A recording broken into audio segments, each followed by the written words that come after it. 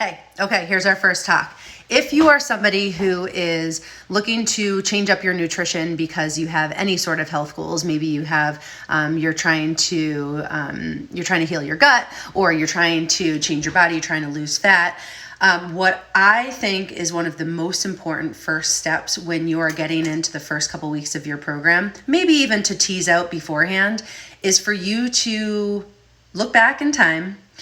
Think about your past plans that you've been on. Are you somebody who is an abstainer or a moderator? Gretchen Rubin talks about these two sides of the coin.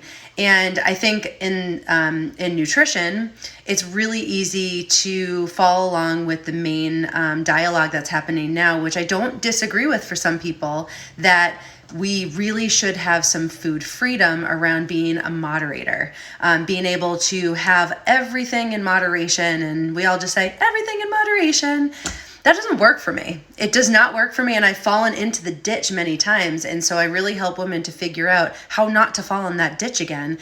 Sometimes you might just be somebody who biologically is more glucose sensitive, like I am. I'm jonesing for my next sugar fix, the more sugar I have. And so what would happen typically for me, I'm trying not to go too long in this video, but what would happen for me is I would do amazing all week long. I'd have good fats. I've had all my proteins. I've had really moderate carbs. And then on the weekend, I would drink, I would eat all the chips. And then on Monday, I'd have a hard time getting on board. So I'd kind of like go out to CVS, buy some candy, eat some things that I really shouldn't on my regular plan.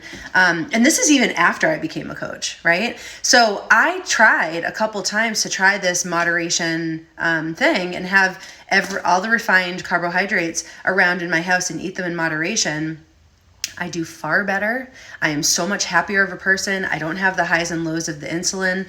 And I do much better when I abstain. And I've seen a lot of clients just kind of like start and hit a wall because they're trying to live in the middle, which is a concept that I love to coach. But living in the middle with sugar is really hard because sugar is addictive. It falls in line with a lot of the addictive tendencies of drugs. And so it's important for us to know if we're an abstainer or moderator, particularly with this macronutrient, because carbohydrates can be super, super tricky.